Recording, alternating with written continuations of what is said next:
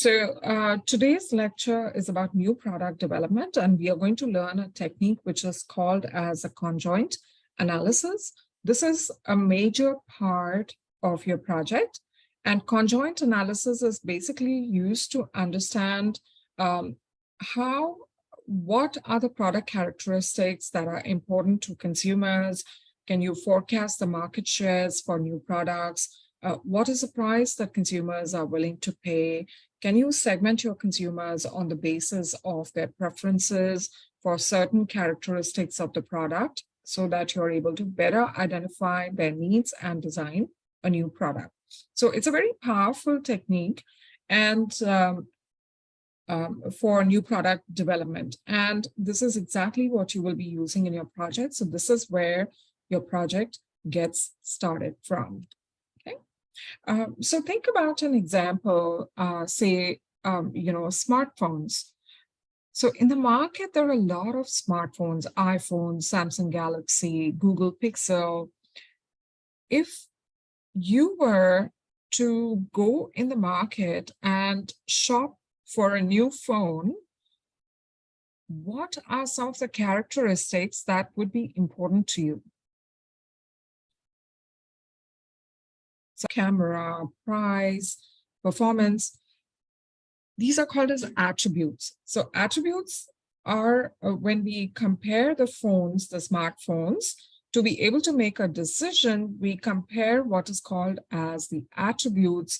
For example, the pixel quality, the price, or the performance.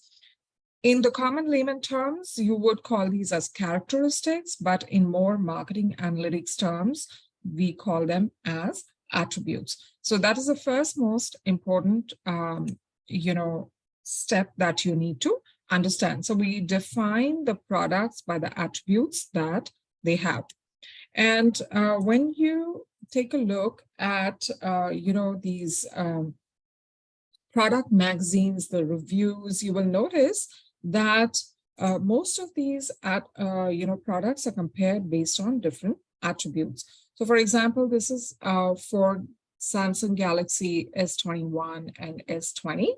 So you will notice that there are so many attributes that are being compared: display size, pixel density, dimension, camera. In camera, again, it is front-facing camera, video capture, processor, storage, RAM, etc. So why so many attributes are being compared? The reason is because the importance of the attributes varies across the consumers. So for some consumers, price might be more important than any other feature. For the others, the camera quality might be more important, which is why they want to upgrade. So that is why these product magazines or IT magazines, when they tend to provide detailed comparisons, information about the products, they tend to take into account a lot of attributes. Okay, so this is fine. Now, the one thing that I want to point out in this slide is let's take an example of one attribute which is called as pixel density. So pixel density determines the quality of your camera. Now you will notice that one of the phones here has a pixel density of 421. The other one has a pixel density of 563. So within an attribute, when you have different options, we call them as levels. Simply put, if I take an example, let's say we consider the attribute price. Now, within price, one of the phones could be priced at, say, $1,000, and another phone might be priced at $1,200. So the attribute is price, and the different price options that are available across the phones, those are labeled as levels. Okay, so this is the second important concept that you need to understand. Okay, so when you are designing new products, you have to be very clear about what are the attributes that you are thinking about in that new product, and what are the different levels that you would want to consider so that you can measure the consumer's preferences for those products. Okay. Now, here are some examples of websites where, you can look at examples for new products.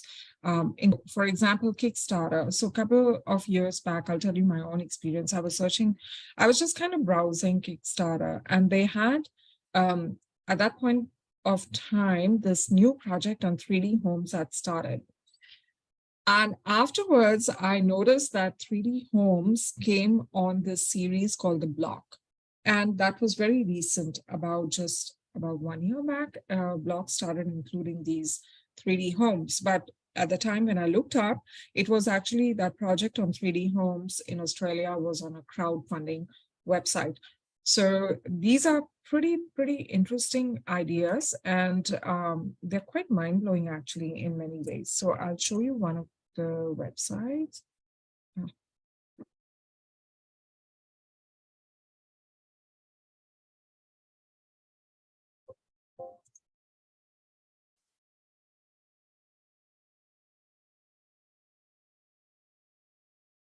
Okay.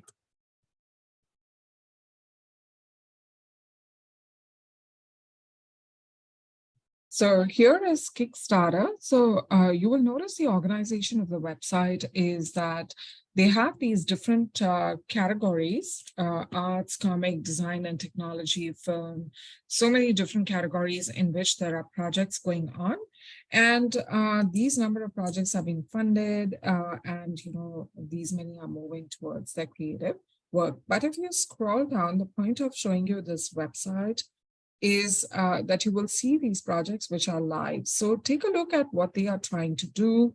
There are all sorts of projects here, for example, Spotlight on Women Creators, and technology-related projects are also here. So for example, if we click on design and technology, food and craft, you will see all of those different types of projects. So you can pick up your ideas from here and read about these projects, what they are trying to do.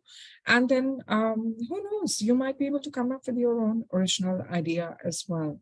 So this is a very interesting website. Okay, coming back to our slide.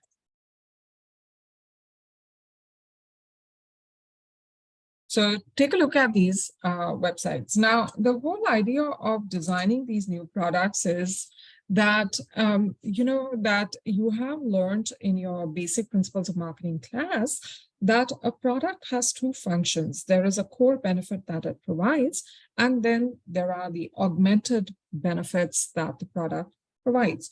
So for example, if you take a phone, what is the core function of the phone? A smartphone?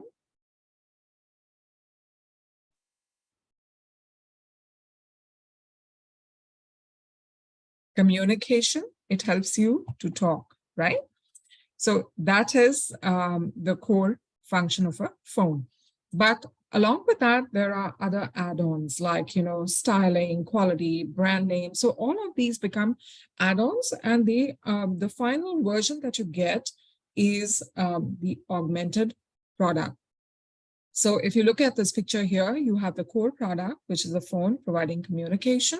And then there is the actual product, which consists of the brand name, quality, and styling.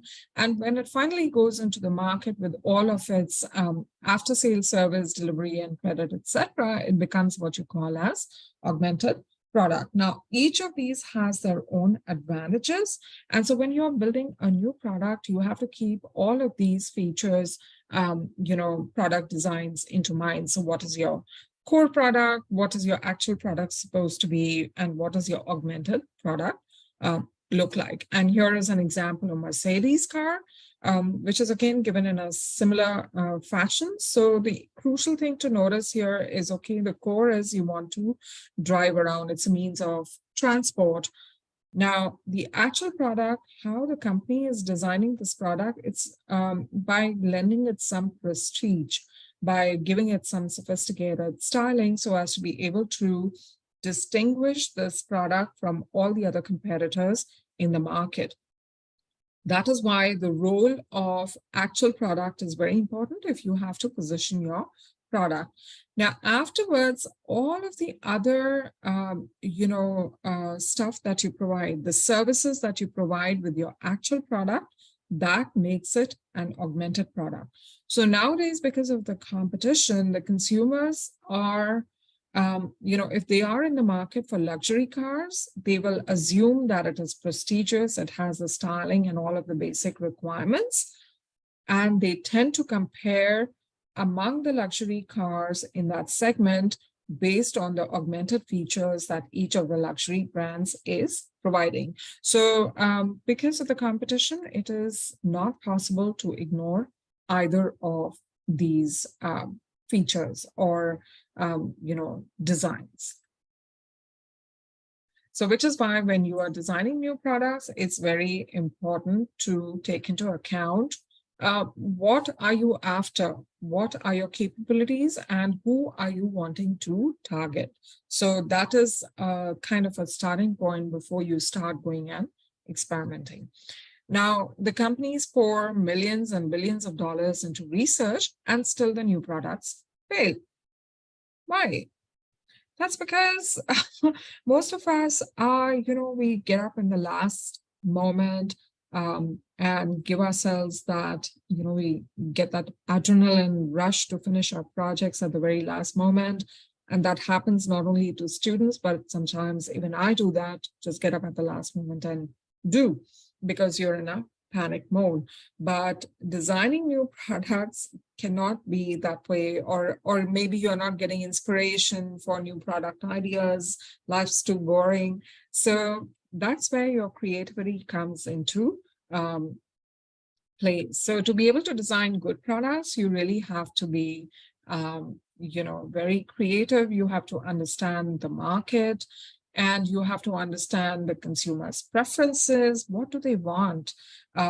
Sometimes you have to distinguish, you have to be able to discern between what is a fad and what is a trend, because fads come and go, but trends might stay for a longer time. And then, for example, if you're in the fashion industry, you have to know what are you designing the products for? Are you designing the products for a certain trend or just for a fad? And that's how the fast fashion companies tend to distinguish themselves from the other companies, because fast fashion is responding to fads. Every 2 weeks, they are changing their collection. So they are driving the consumer's preferences, and consumers' preferences are driving their product development in turn. Sometimes, firms tend to overestimate the market demand, that is the need for a new product. And I will give you the example of Nike in this case. So Nike is a well-established brand, and many of you would be using their products. So what Nike did sometimes a couple of years ago, they tried to design a new shoe, and they developed this low-cost shoe, and they, their market research showed that it would be really popular. So they went into an overproduction of this low-cost shoe, and it did not generate the response that they were looking for. So they clearly overestimated their supply-demand model. Whatever they implemented in their company, it definitely overestimated the demand for that particular shoe. So they ran into losses with that particular product item, and then I think it was discontinued. So these sorts of mishaps keep happening.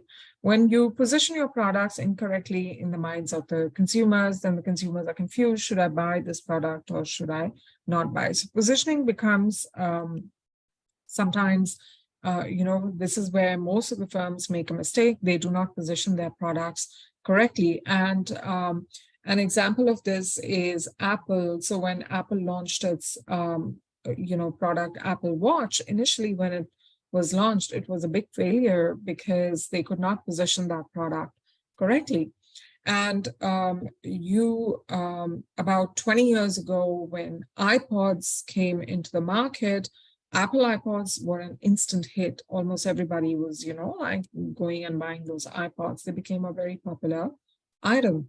So Microsoft jumped into that market, and they brought out a similar product called Zoom, which was a big failure because the consumers, when they perceived Microsoft, they perceived it more as a company that was into softwares and computers, but they did not associate, Microsoft as a competitor to Apple. So that was a big positioning failure for Microsoft.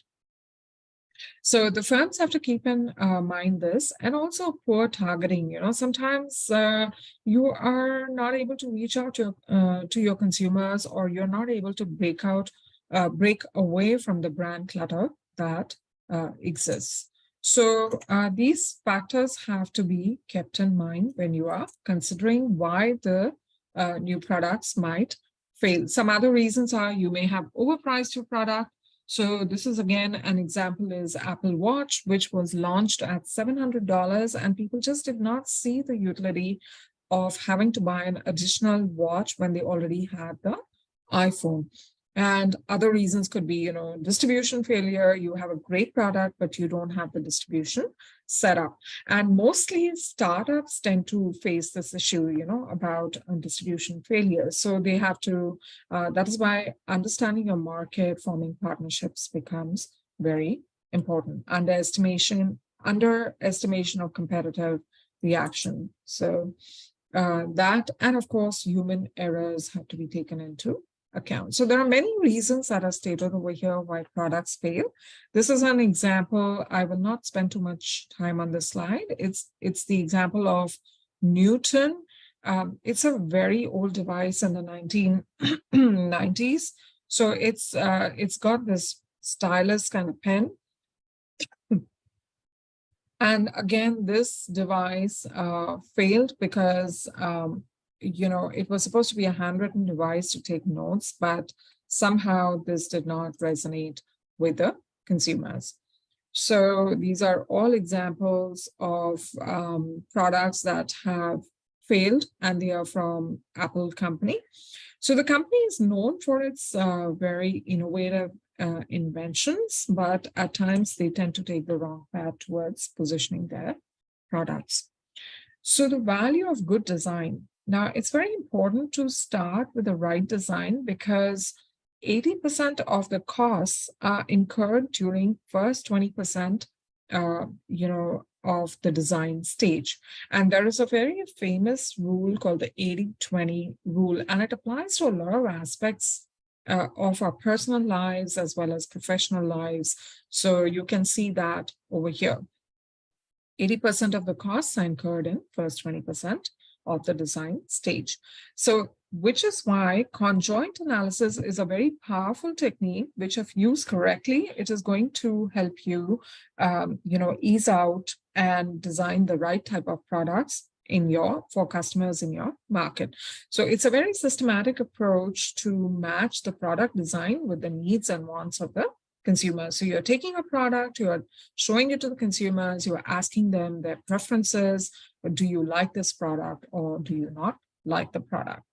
So the basic outputs of conjoint analysis is that consumers are going to see the product and they are going to tell you how much they like the product.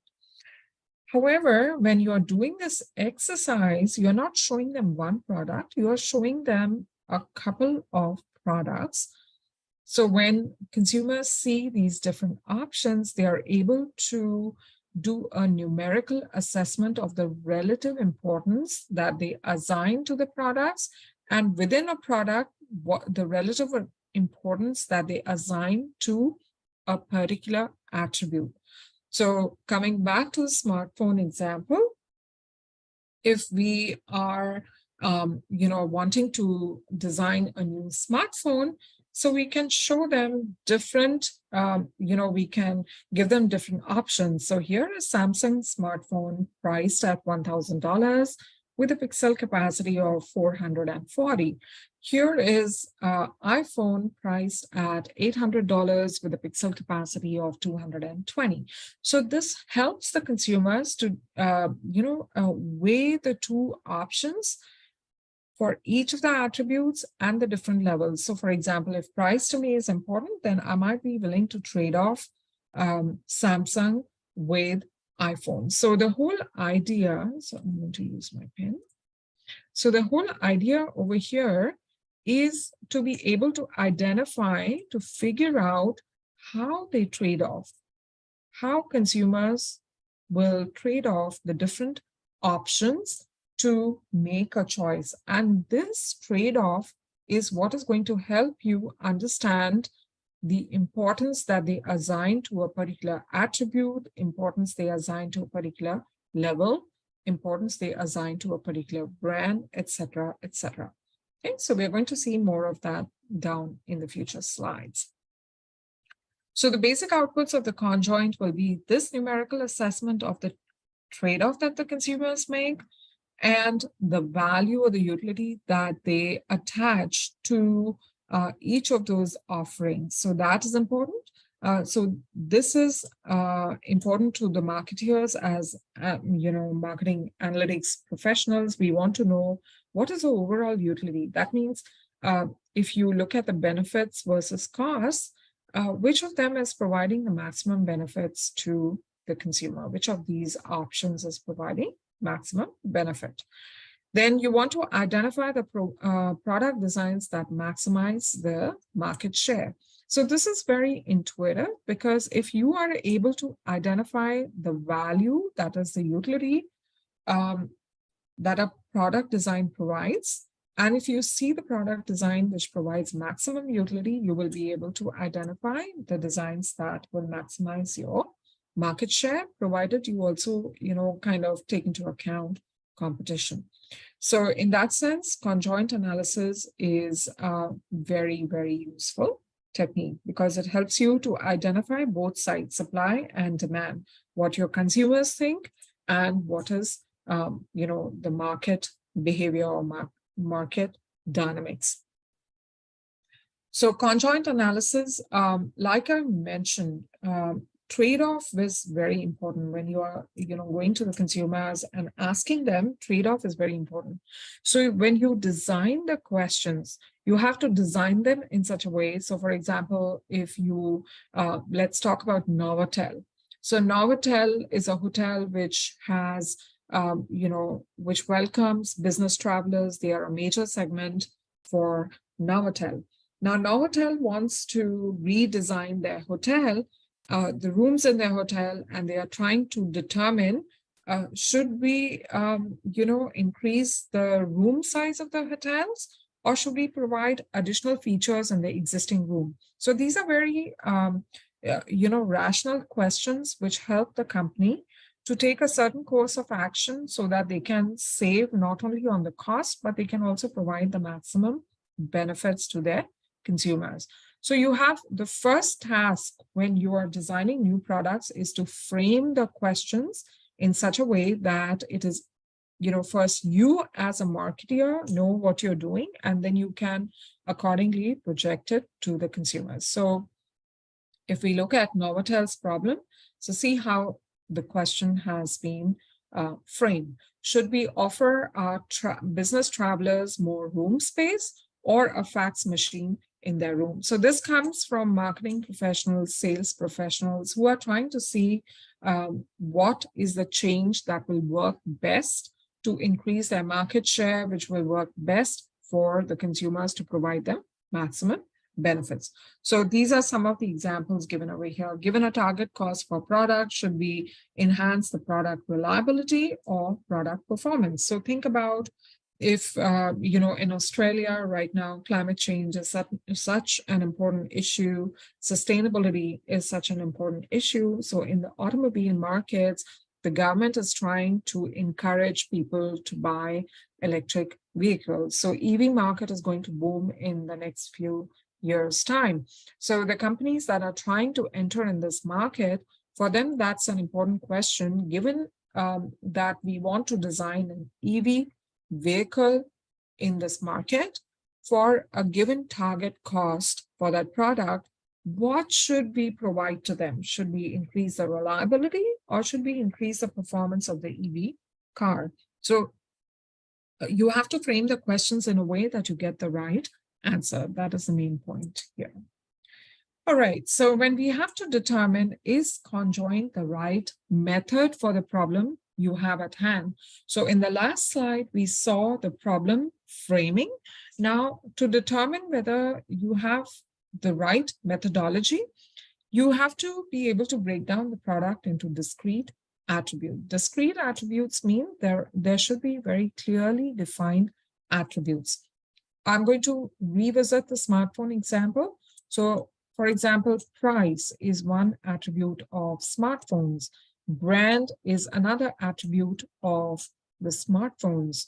And so these are very distinct. Pardon my handwriting here, because with this little tiny thing, I find it very hard to write on with this pen. Okay, so these are the attributes. Now, price is very different from brand. And so these are discrete. So this is an example of discrete. That means these are clearly distinguished attributes for a product. And that's how it should be. They should not be ambiguous that you cannot define, or they should not be very subjective. Conjoint is not the right method to ask consumers subjective opinions. How do you feel about this product? So this is absolutely not the methodology for that purpose. Then, so this is the first important thing, discrete attributes. Second is, if you have discrete attributes, the consumers should be able to rationally evaluate those attributes and those options that you are providing to them. So the customers must be able to combine the features when they are evaluating the brand. So example was electric car. So in electric car, you have to ask them very clearly, at this price point, what do you value? Performance, the distance that the car can go, but asking things like, why do you like electric cars? And they're giving answers like, oh, it's really cool. That is not going to help at all. Then another point here is for complex products which have too many attributes to consider. So, there could be, for example, engineering products. Those are very complex products. So you have to be very careful about which are the most important ones to select. Usually this information, you can take inspiration from industry reports, how consumers are making choices in that particular market to be able to determine if you have too many attributes. Then if you are not considering, so if the purchase occasion is not considered, that is another thing where, conjoint might not be the right method. So if a consumer has never purchased a product that you are trying to market, then obviously that consumer is not your target consumer. So if you are going to involve such consumers into product design, then you will obviously end up making mistakes and in your product design. So you have to include the consumers who are purchasing your products and who are making those decisions individually. Joint decisions are not considered because, again, it becomes very ambiguous. You are not able to get the objective opinions of one person who's responsible for making the decision. Again, the last point here, this is connected to the previous points. They should be familiar with the product category. That is that they have bought the product on a previous occasion. At least they've bought the product once or twice. All right, so now getting into more technical details. Let's say that you have a product which has only one attribute, let us say that is color. So if you have, let's say you are testing, t-shirts of a standard design, size 8, but different colors. You want to understand which is the most popular color. So if you give consumers a choice that which one do you prefer the most, blue, red, or yellow, then it is easier for them to give their preferences that I prefer, say, blue to red to yellow. So that way you can construct. It is easy for you as a marketer to assign the highest rating to blue, then to red, then to yellow. And so you are able to construct those preferences. Now, that is transit. We call this concept as transitivity concept. Now, that will be restricted to only these three colors. We cannot transport it to inferring that orange is better than red. So for single attribute products, so the point that I'm trying to highlight here is that measuring preferences or utilities can be pretty complicated. So preferences, the consumers are able to identify only from the options that you show them what works best from them. That is, which one gives them the maximum benefit. That is something that we call as preference. They are going to be able to tell you their underlying preference. This is what we are asking the consumers. From the preference, we have to infer what we call as the utility. That is, we are assigning a numerical score of, say, 3 or 2 or 1 to their underlying preference. So that is an important concept. So utilities come from preferences. Is this concept clear? Utility is numerical. Preference is a it's an underlying thought in the minds of the consumers. In the surveys, we are trying to get consumers to elicit their preferences and give them some sort of a numerical value, which we call as utility.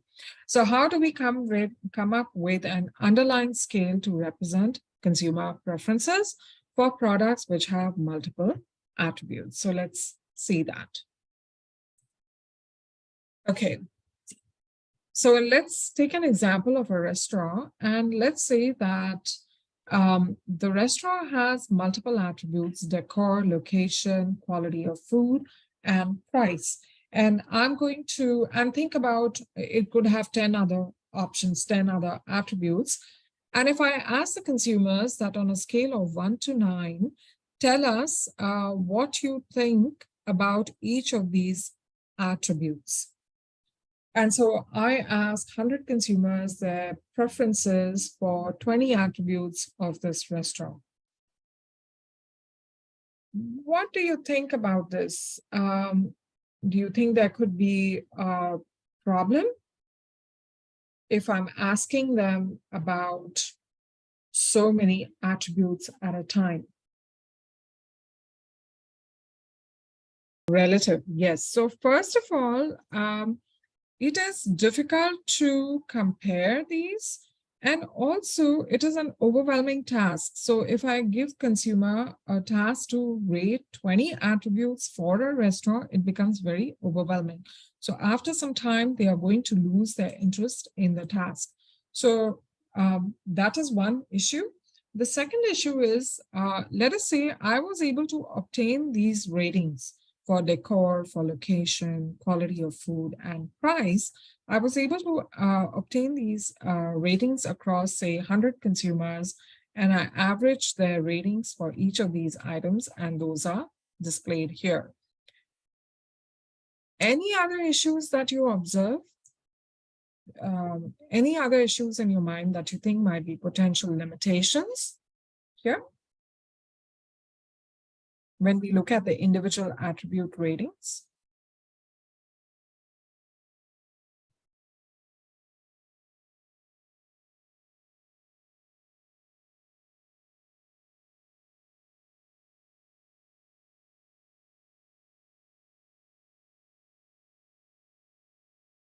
So I will give you an example.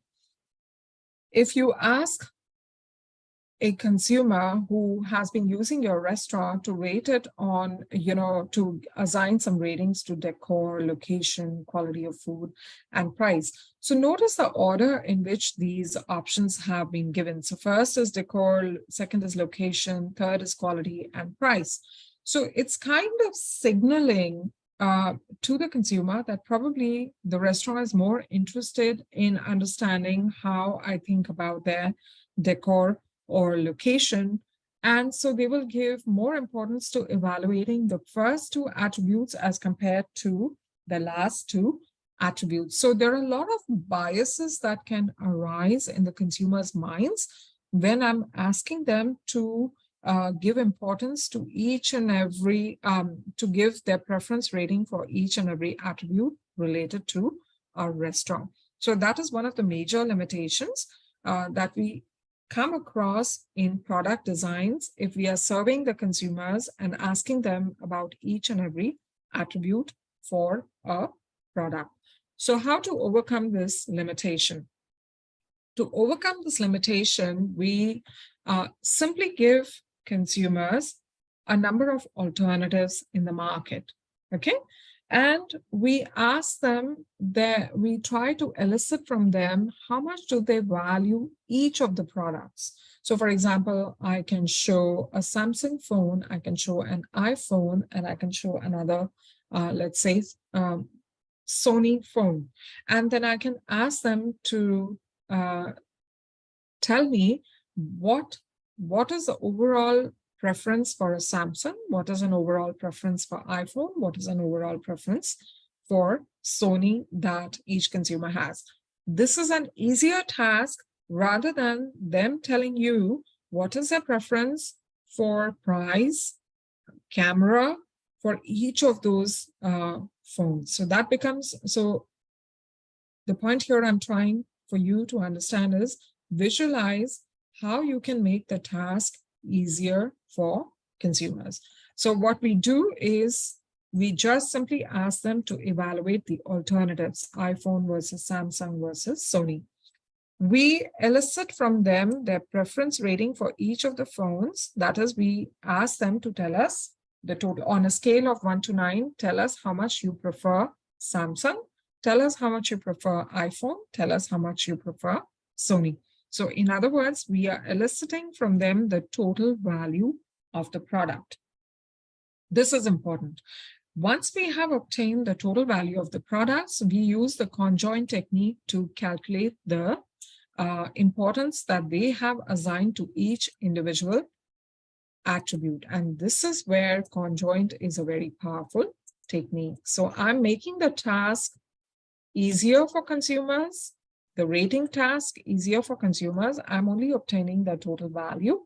And then I'm using conjoint analysis to identify and break down the total value for each of the alternatives to understand how much importance they give to each of the attributes like price or camera quality, etc. And conjoint analysis helps us to do exactly that. Okay. So this is, I'm going to go to the next slide. I'll move to the next slide and I'm going to show you what exactly this means. So we take the total value and we decompose the total value into the subparts. So these 2 points here are very important. The rest of these bullet points come from here. So let's go to the next slide. Okay, so here is an example. We'll come across this on the next slide as well. So consider a very simple example of a car. I have given you that example in terms of smartphones, but in terms of cars, if you are trying to design a new electric vehicle and you show them, some existing ones, for example, Mercedes electric vehicle, Kia electric vehicle, and all others that are existing in the market, and you ask them to give their preference ratings, then you can identify how much importance they give to the brand, how much importance they give to the engine, the body type, and the price.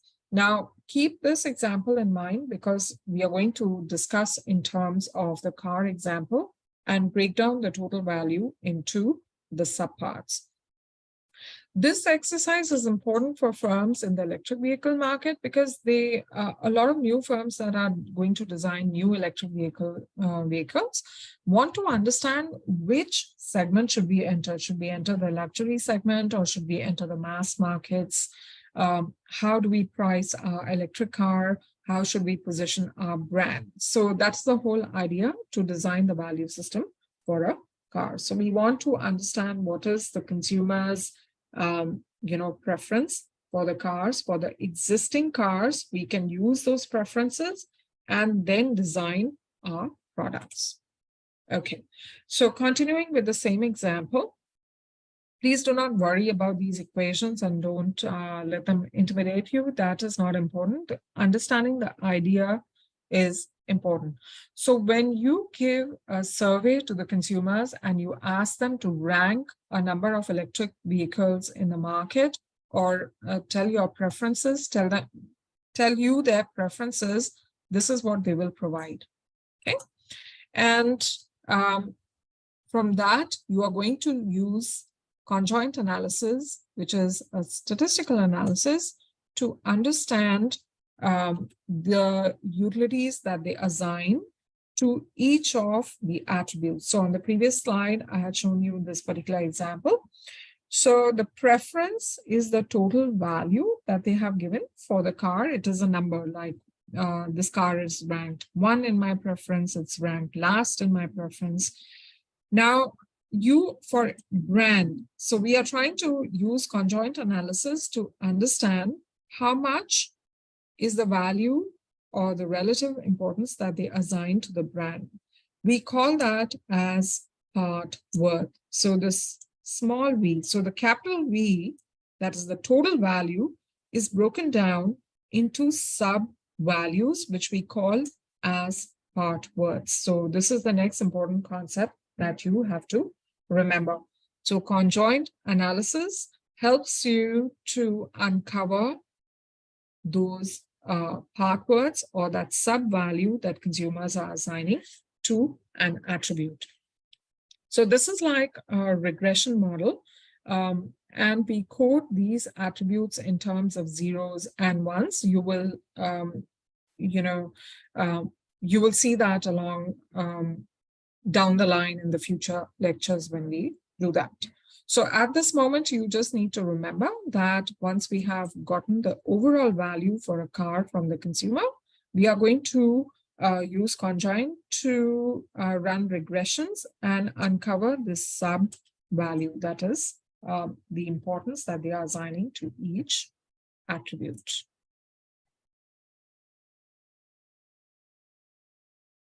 So over here, again, I have brought this equation down here below. So mu1 is nothing but the attribute and W1 represents the part worth. So you just have to see that connection. So V is the small v is the sub value of an attribute. The attribute in equation is represented by mu and the sub value is represented by W. So it's not critical, but that's fine. You have to get the big idea. So here's a very simple example of conjoint analysis.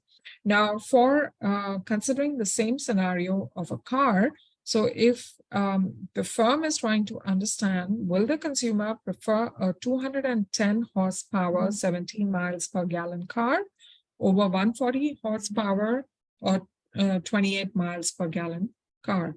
So it is very clear from here that if the consumer chooses 210, obviously they prefer power over mileage, right?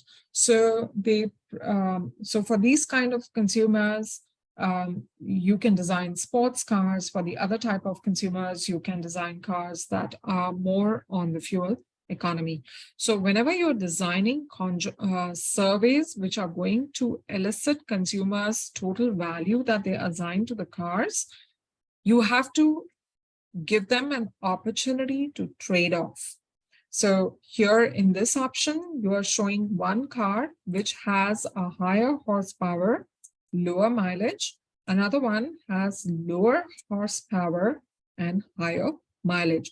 So this becomes important. You have to give them these trade-off scenarios, and that will help you get very good quality data. If you're not providing this, then you might not be able to get really good idea about their preferences.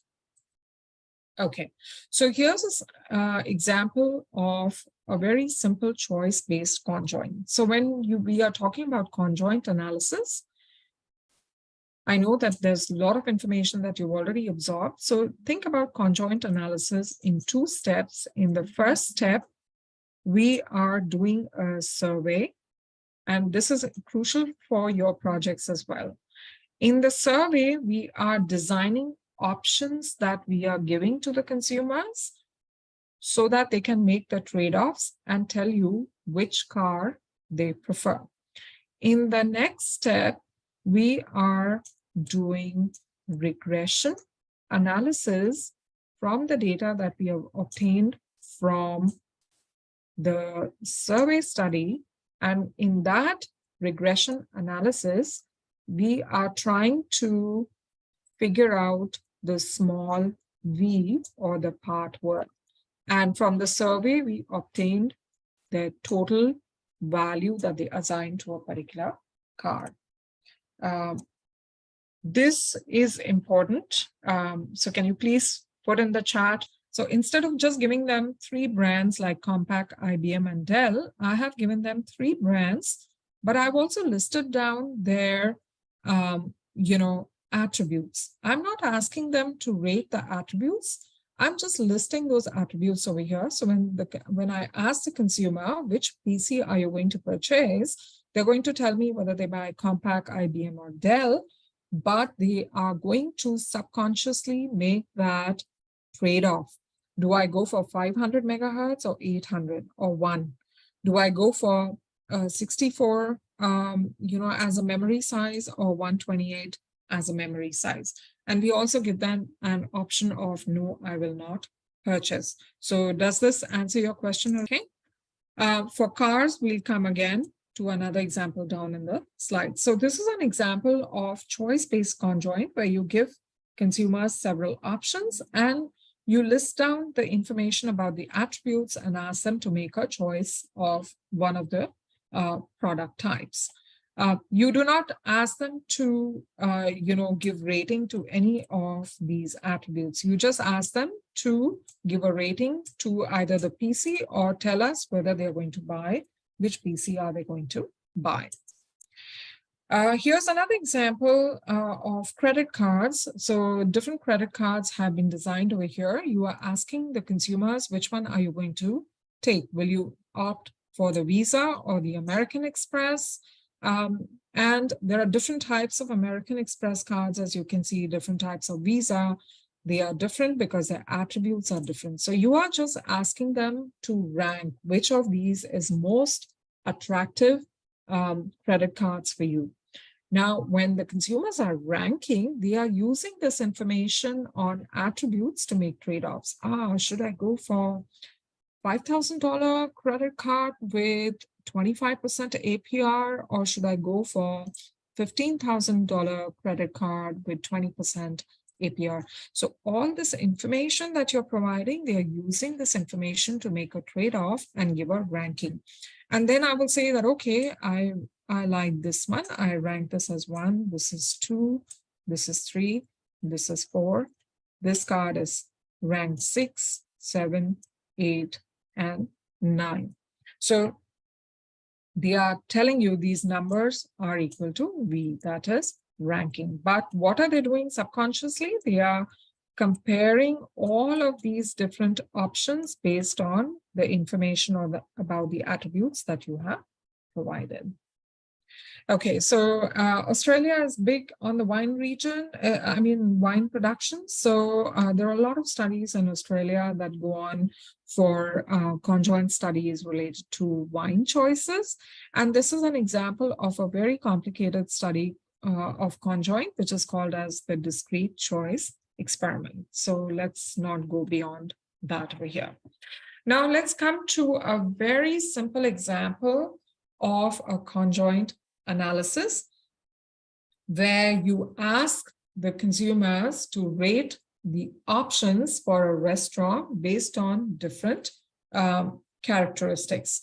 So if I were to ask you, what food you feel like eating today, do you feel like eating Italian or Thai? So put it in the chat.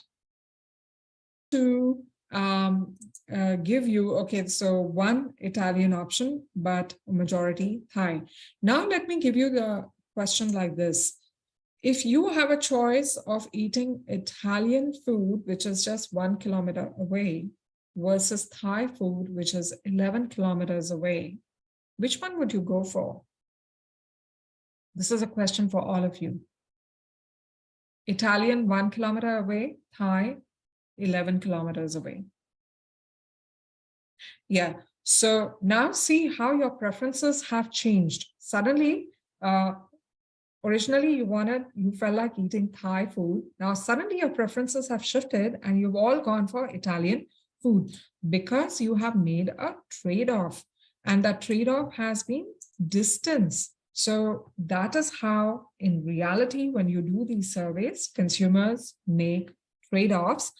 And you will be very surprised that when you, as marketer, and you think, oh, this is what the consumers will do, but actually the survey results will give you very different insights. That's because the consumers are making trade-offs, just like you all did. So this example is exactly that. Now, this is about two types of, this is about a restaurant choice. Now, can you tell me what are the attributes over here for the restaurant? Yes, distance, price, cuisine, these are all attributes. Now, if I, sorry, not this. These are the attributes. I'll just call them as A. Now, within the cuisine, how many levels are there? Can you tell me the levels in this particular attribute called cuisine? There are 2 levels, exactly. So that's very important to understand. Similarly, for distance, there are 2 levels, 1 kilometer and 11 kilometer. Okay, so whenever you see a survey or you're designing a conjoint task, this is the first thing you need to keep in mind. So now let us see that these options, so consumers were given these options, how would you rank, give your preferences on a scale of 1 to 8, which is your most preferred options. And let's say one consumer has listed that 8 Italian at 1 kilometer distance, just like you all, at price of 10 is the most preferred option for this consumer. Thai food at 11 kilometers at $15 is the least preferred options. And all of the others have also been ranked between 1 and 8. So this is what the consumer has given to us in the survey. Now what we want to do is we want to determine what is the utility that they assign to each of the attribute levels. So you will also notice that some surveys will ask for rating, which is okay. You can ask consumers to either rank or you can ask them to rate. So when you are usually, the only difference that you will notice is that when you're looking at ratings, if you ask them the question in a way on a scale of 1 to 5, which is least desirable, which is most desirable. So in that case, more than one option might have the same rating. So for example, if you take a look at this option, Italian, 1 kilometer, $15 has a rating of 4. Thai, 1 kilometer, $15 meal also has a rating of 4. It kind of indicates to us there's nothing wrong in this. It is just telling us that this consumer is probably indifferent between Thai and Italian cuisine, because for them, it seems that 1 kilometer and $15 meal is making all of that difference. But both of these are correct ways of asking questions. That's perfectly fine. Okay. Now that we have this consumers rankings for each of the options. Let's go for this column because it's easier to understand. Now what we are going to do is we are going to calculate the utility for, let's say the cuisine. Now, if you want to understand, so the total value, so Madeline, the capital V. Now I want to understand what is the total, what is the sub value, that is small v, what is the preference for cuisine, and in particular, Italian cuisine. That is what I want to find out. So when you are trying to infer these part words, so this is called as part word or sub-utility. Okay.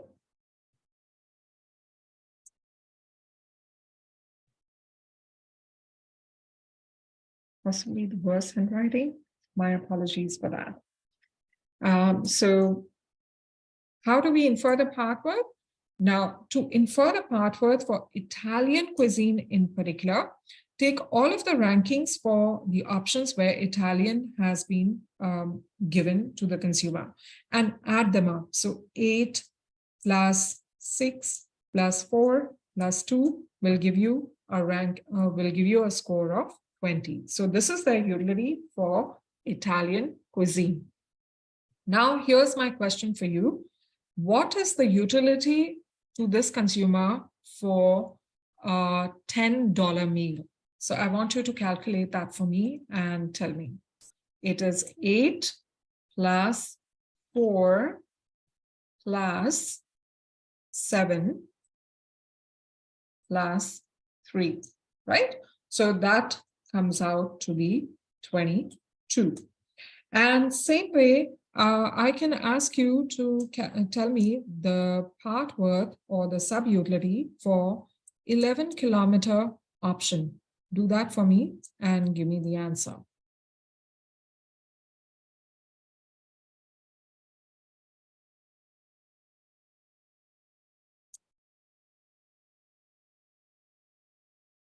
Over here, what am I missing? I have only added 2, 4 plus 2, but I have to add 3 plus 1 as well because there are 2 other options that I have missed out. So that is a total of 10.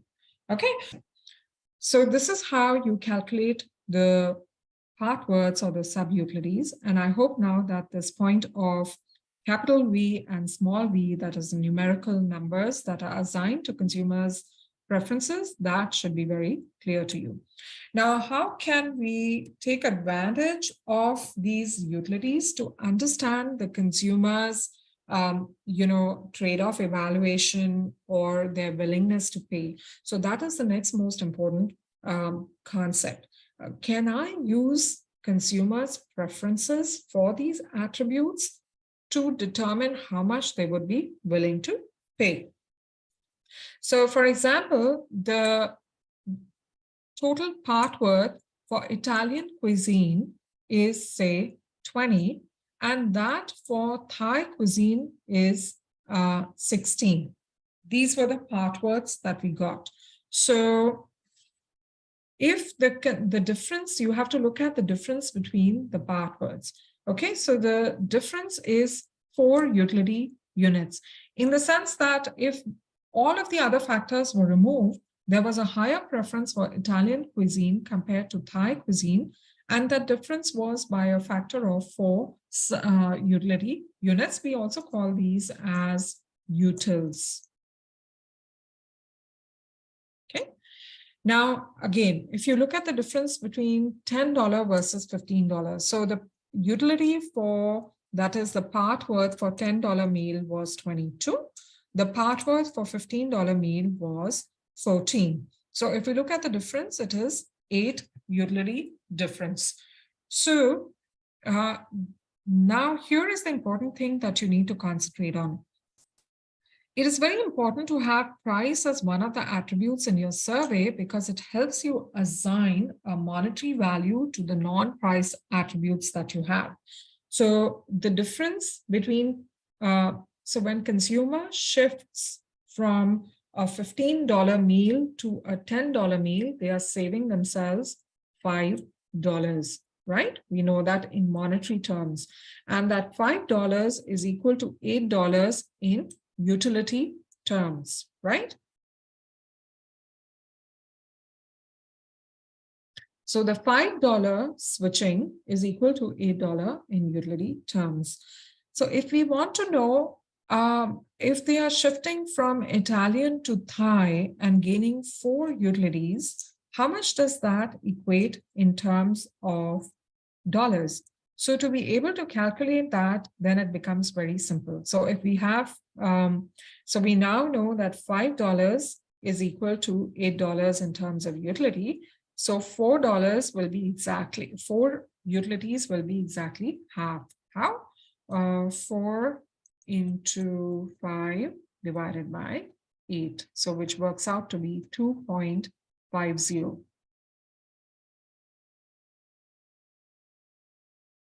Any questions? So when we have, now what does this tell you? So a difference of price shift from $15 to a $10 meal resulted in 8 utilities, and we were able to use this information to assign that shifting from Italian to Thai meal results in a monetary value of $2.50 gain to the consumer. So that means if we are pricing Italian food, so this helps us to understand that if we were to price the Italian food, it should be priced at $2.50 higher than the Thai food, because jumping from Italian to Thai gives them a gain of $2.50. So if I have to price Italian food, because they will, anyways, if they are price conscious, they will jump to Thai. But those who are not price conscious, who are coming for some, high quality, as they perceive, special type of cuisine, then I can position Italian as that special type of cuisine and position it at $2.50 higher. So that's the whole idea of this exercise. And then I want you to do a similar exercise for this particular question. How much is the consumer willing to pay for a more closer restaurant than the restaurant which is further away? So we do the same exercise. A shift in $5 will result in 8 utilities, right? Gain of 8 utilities. And we had seen on previous slide that the utility for 11 kilometers was 10 utilities. The utility for 11 kilometer was 10. Let's write that here. So utility for 11 is equal to 10. And the utility for 1 kilometer distance was 8 and 6, 14. 14 and 19, 26, 26. So utility for 1 kilometer distance is 26. So that means if the consumer has to have a meal of 1 kilometer distance instead of 11 kilometer distance, they are gaining a total of 16 utilities, right? So how much is that in dollar terms? So that would again be, you do the same math. So 16 into 5 divided by 8, which is equal to 10. Okay. So this simple, so if the consumer is changing the distance, having a meal closer, it means it saves them around $10. So if you were to launch an Italian restaurant at 11 kilometers distance, then you would take into account 2.50 and $10 monetary value when you are pricing your Italian restaurant at 11 kilometers away. So that is the cheap insight here. So now we come to cars. So similar, if you have to design electric vehicle, then you present different types of cars which have different characteristics, and the consumers will make a trade-off and they will tell you which car that they like. But the key thing on this slide to remember is that car is a complicated product. It is a complex product. It has several different attributes. So you have to take into account reasonable number of attributes. If you present all of the information, all of the attributes, then they will get confused. So do market study and determine what are the most important characteristics on which consumers make a decision, and then use those characteristics in designing your survey. So for example, ideal is usually 4 attributes, 4 maximum 5. So here, origin, type, body type, and price. So 4 attributes have been considered with 3 different levels. So this is a very good design, reasonable design to give you good answers. Okay, and with that, you create these product profiles. So this is what you're going to do in your survey. You are going to show them option 1, which is Japanese sedan with gasoline type of car of $20,000. Then there is American SUV and so on. So you will show them these different options and you will ask them to give their preference ratings or rank these different options. So this is exactly what you do in your survey study. Now the question is, with 4 attributes and 3 levels, so for example, over here, how many profiles do you have to create? What is the optimum number of profiles? So that becomes an important question, because the consumer should not be overwhelmed by the task. So for that, what we do is we engage in what is called as conjoint analysis design. And that DIY guide, the Excel file that I showed you, does exactly this. Now, in the literature, like in research terminology, there are many different ways to do the conjoint analysis design. One is the full factorial design. This is very complicated and it is never used. But just to understand, here we take all possible combinations of attribute levels. So if you have 20 attributes with 3 levels each, then you will take all possible, combinations. So this is not very practical. We do not use this. What we use is called as a fractional factorial design, in which the minimal design size is given by this formula. And this is what you have to use in your survey. So you have to identify, so for example, how many attributes you have. So let's take an example of 4 attributes. Say you have 4 attributes and each of those attributes has different levels. So as an example, let's take, let me just erase this.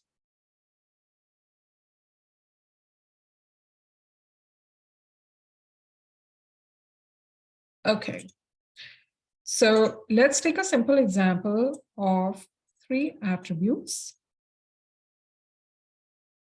And they have attribute 1. I will write attributes as A1. Attribute 1 has 2 levels.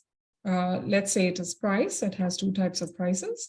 Attribute 2 has 4 levels. Probably this could be colors in terms of cars. If you're thinking, let's do that. So this is price. This is colors. And attribute 3, let's say attribute 3 has 5 levels. And this could be, let's say, the car type, whether it is a sedan, hatchback, or SUV, etc. So let's say type. So these are the levels. Now, to determine the minimum design size for your survey, that is the number of options that you're going to show to the consumers, you will calculate as per this formula. So that is 1 plus the levels for attribute 1 minus 1 plus the levels for attribute 2 minus 1 plus the levels for attribute 3 minus 1. So in our case, because we have 3 attributes, so the default is 1, we write that. Then 2 minus 1, that is 1. plus number of levels for attribute 2 is 4. So 4 minus 1 is 3. Then the number of levels for attribute 3 is 5. So as per the formula, 5 minus 1 is 4. So that gives us 9. Okay, so we are going to show them a total of 9 different options in the survey and ask them to rank the 9 different options. When we are designing these, what are the important things that we have to keep in mind? We have to take into account some properties of these designs. So they should be balanced. So for example, if I have 9 designs and I have 3 different brands, say Honda, Kia, and Toyota, each of those brands should appear 3 times in those designs. So that is called balanced. And so you will get, the correct preferences from the consumer. The second is orthogonality. Each attribute is designed to be independent of one another, which is what I mean over here. So one attribute is price, the other one is color, the other one is type. So there is no mix-up between these attributes. They are very different from one another. So that is called as orthogonality. Now you can ask them to rate every option that you show them on a scale, or you can ask them to rank the options on a scale. And these, let's not discuss because these are more complicated designs that we are not considering in this particular subject. They are beyond the scope of our subject. Okay, let's come to analyzing the data. So if you have obtained ratings, a simple regression can be used to compute the part worth. So like we had done that little exercise of the Thai and Italian restaurants to uncover these part worths. When you have lots of data and when you have lots of preference ratings, utility ratings from the consumers, then what you do is you run a regression analysis. So coming to the example of the cars, if you have 3 cars, Honda, Toyota, and Kia, you create dummy variables. So there are 3 brands. And like in the last lecture on regression, on creating dummies, we had learned that if you have 3 variables, like 3 brands in our case, you will create 2 dummies. And the third one is going to be the base. Right? So we do dummy coding, or what we call as effect coding, for each of the attributes, which you're going to see later down in your regression analysis guide. So please go to the project folder, and all of these files are available there, and look them up how the dummy coding has been done for the different attributes. And I think in those files, the example given is for the credit card example. Okay, so we start with what we call as the baseline profile. Now, the baseline profile is, for example, we have different types of brands. We have, let's take, in this example, we have Japanese brands, we have American brands, we have Korean brands. We decide to keep Japanese as a base comparison category, sedan as the base comparison, gasoline, and $20,000 car. So if there is a car, which is a Japanese car, sedan, which runs on gas and costs $20,000, that is our base comparison car for all the other designs that are available. So for this comparison category, we will set the part worths equal to 0. So the small v is 0 for this option. Okay, so this is one thing that you have to keep in mind. These small little v's, the part worths are set to 0. And then what we do is, once we run the regression, we calculate the part worths of all the other options as deviations from 0. So let's see an example that will make it more clear.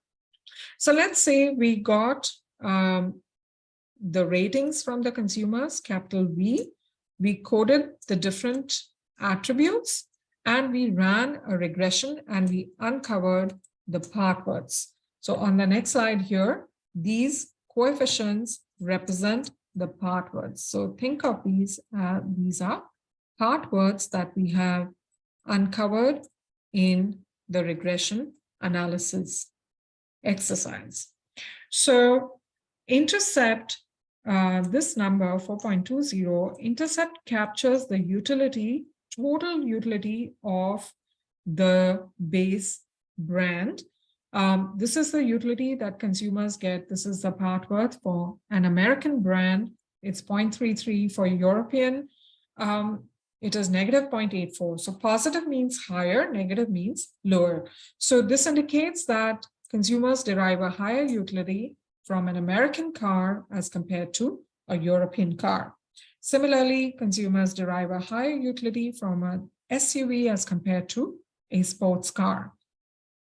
And then for hybrid, they derive higher utility as compared to an electric car.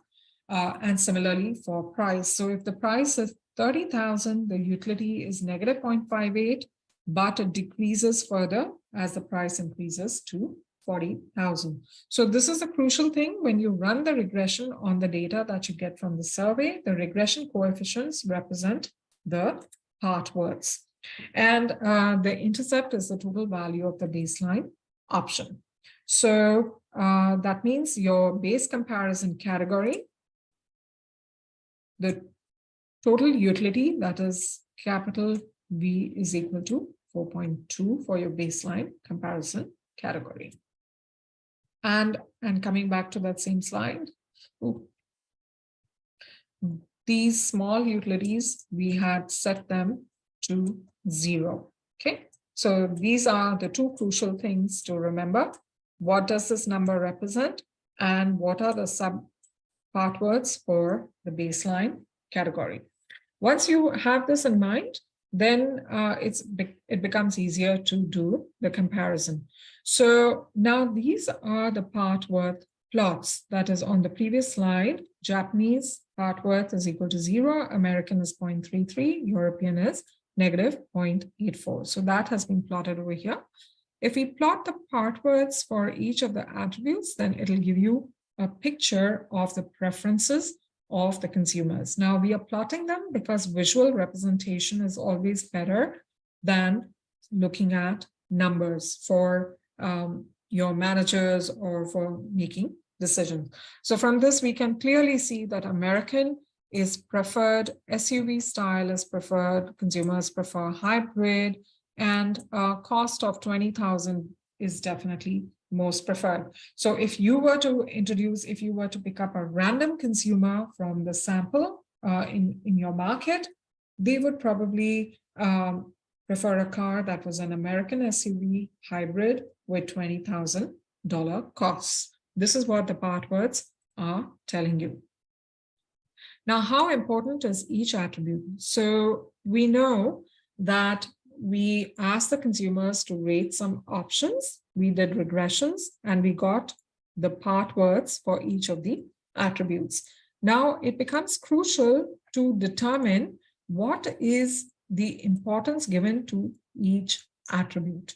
To be able to do that, we do that in two parts. First, we calculate the range. So when you obtain the part words, you will also get the confidence interval. That is the highest value of the part word and the lowest value of the part word. So when you subtract them, you are going to get what we call as the range. Range is also a measure of a standard deviation. It tells you the spread. So if the range is very high, it means that consumers differ quite a fair bit in their preferences. So that is the first step. You're going to calculate the range, and then to calculate the importance of each of these attributes, you're going to sum all of the ranges. So 1.17 right up to 1.20 sums up to 4.6. Now to calculate the relative importance, you are going to take the first number, 1.17 divided by 4.6. That will give you the importance for brand origin. So you are going to do this exercise for all of the attributes that are listed here, and you will obtain these importance ratings. These importance ratings are very important because now you can get a picture by looking at these numbers here that among all of the attributes, the engine type is the most important to consumers. The next most important is price. So if you are designing an electric vehicle in this market, then probably these are the two most important factors that you need to consider when you're designing a new car. Okay. Again, this is a visual representation to make it easier for you to see which of the attributes are more important compared to others. Now let's move on. If you are, now how would you use those relative importance ratings, those part words, to determine what the individual consumer is going to choose? Right? So if you were to take a randomly selected sample of consumers and determine based on all your research what they will choose. So you can calculate that as follows. So if you're presented with three options, so here is a Japanese sedan hybrid with 20,000, European sports car, gasoline with 40,000, American SUV and gasoline. So this is a simulation that you're doing. You want to determine which one they will choose. So for each of these options, you have to calculate the total utility. So total utility for option A is calculated by summing their part words. Okay. So for the Japanese sedan, which is a hybrid, the total utility will be the sum of all the part words. So Japanese part word, because it's a base category, it's 0. Sedan was a base category, so it is 0. Hybrid is something that we calculated in our regression. So the part worth is 1.78. We put that here. $20,000 price point was a base category, so its part worth is 0. So we add up all of these and along with the intercept, so we get the total utility for option A. So 4.21, that is the intercept, this number, plus all of the part words, and we get a total score of 5.99. Similarly, for option B, we add the intercept 4.21 plus European part worth is negative 0.84. This is the number.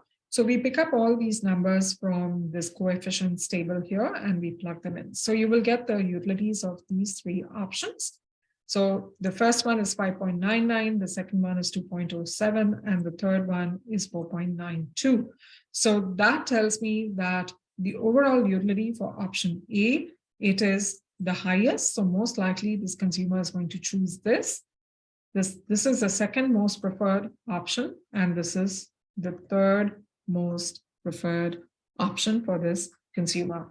So for each consumer, you can identify what are they most likely to choose. Now we come back. This particular slide shows you the consumer's willingness to pay. That is the trade-off analysis, similar to what we did for Thai restaurant. That is to assign a monetary value to the attributes, which are simply labels. And that is where price helps us quite a fair bit. So we know that, the utility of a consumer for $20,000 car, that is 0. This was our base category. So we set the part worth to 0. In the regression, we obtained the part worth for $40,000 car as negative 1.0.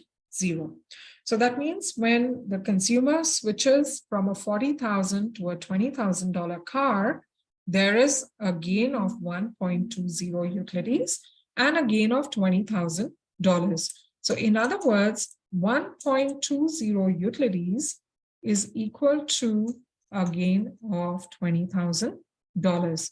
Now I'm going to use the same information to determine how much is the monetary value to a consumer who has to decide between an SUV and a sports car. So we are going to look at the part worth for SUV from this table, that is 0.96, and that for a sports car is negative 0.10. So the difference between SUV and sports car part worths minus small v of sports car is equal to 0.96 minus negative 0.10, right? And that comes out to be 1.06. So if I do negative 0.96 minus inside the bracket minus 0.10, if you do this math, the answer comes out to 1.06. What is the monetary value that I can assign to this? So I know that 1.20 utilities is equal to $20,000. So 1.06 utilities will be equal to 1.06 times 20,000 divided by 1.2. And that will give you an answer of 17,667.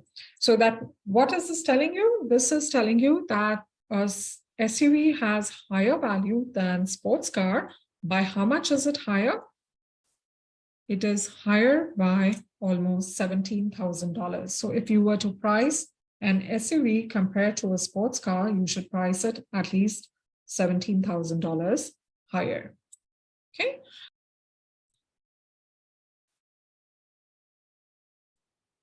Okay, so now from individual, so all of these results that we were calculating were for individual consumer, that what is the utility, monetary value of utility to the individual consumer for these particular options and attributes. Now you can take that analysis and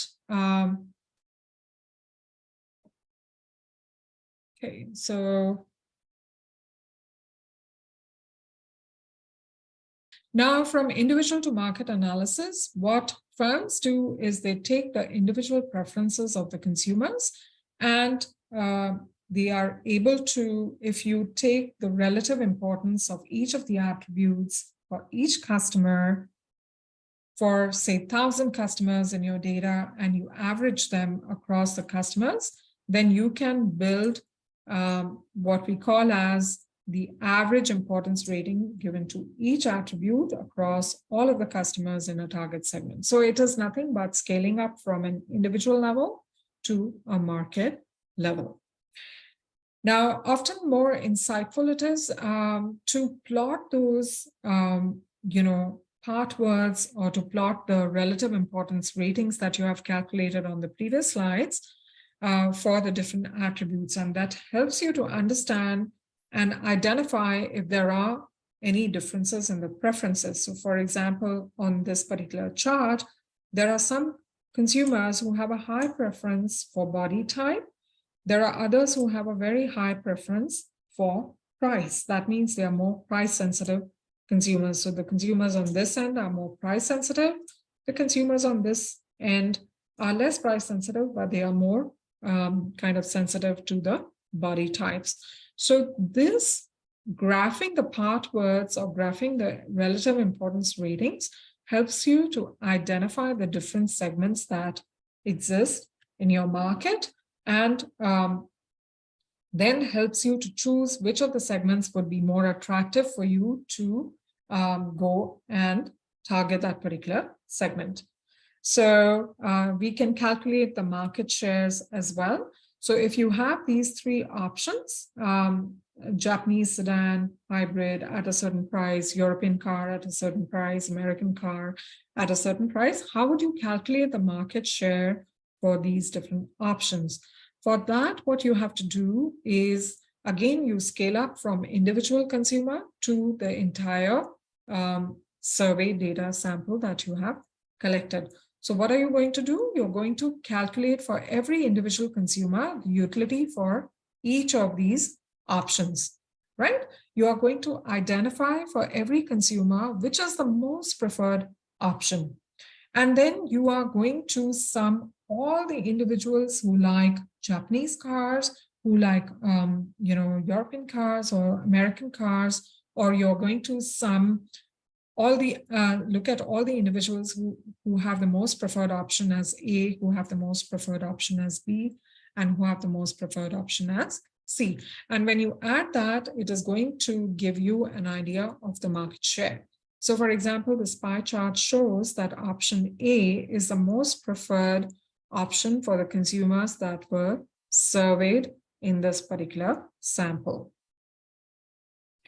All right, so now, in the interest of time for those, all right.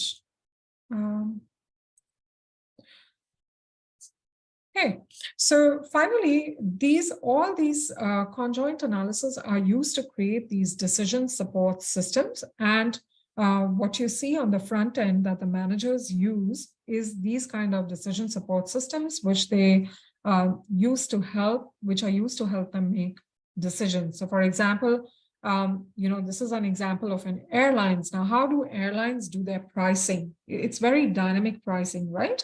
No, so if a manager wants to see, what if I increase the fare from $300 to $450 on Melbourne, Sydney sector? What will happen? How will my market share change? So keeping all these constant, I can change for this one. And then accordingly, the dashboard is going to work the numbers behind based on all the previous slides that we have just discussed. And it is going to produce a pie chart for you, which you as a manager can then use to make decisions. Although you will be using these decision support systems, however, it is still crucial to understand what is going on in the background. So these are some other examples of decision support systems. For example, in wine configuration, you want to decide the pricing of the wine, color of the wine, etc. In the background, all of these attributes have been recorded and the consumer's preferences have been recorded. So if you change one of the attributes here, accordingly, the preferences will change and your dashboard is going to show you that.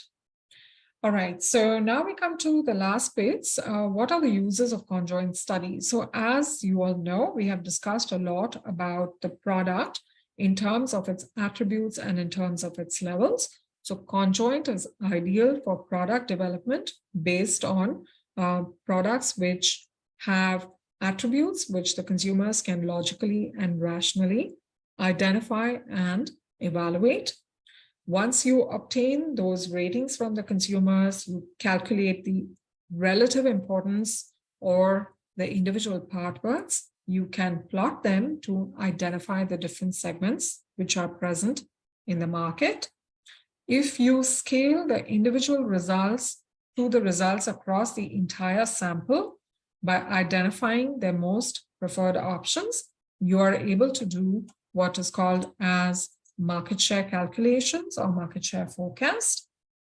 You're able to calculate the willingness to pay, that is, assign monetary value to the attributes which are labels, for example, horsepower or brand, etc. So for that, it is important to have price as one of the attributes in your analysis or in your survey study, because you can do willingness to pay if you have this as one of the attributes, and then you can assign monetary value to the other attributes. That is a very useful exercise to help you design how to price your new product. Now, the difficulty of conjoint analysis is that it's very difficult, like I mentioned earlier, to do conjoint analysis for products which are experiential goods or which are services where you have high level of subjectivity and lower levels of objectivity. Then there are some customer segments which may find the conjoint rating task to be very difficult. So who find visual selections much more easier than numerical, assignments. So that would be one of the challenges. And again, if you have artificial environments mimicking real experiences, or if you have, more advanced, there are more advanced conjoint techniques such as adaptive conjoints, which help to, overcome some of these advantages. but that is beyond the scope of our subject. So conjoint analysis, it's a very powerful technique for new product design. However, it is not totally, perfect. So it is an aid, but not a substitute for companies to design their products. At the end of the day, the firms have to also study their existing scales, their existing sales for their existing products. So that is the key thing. And so we are going to stop at this point.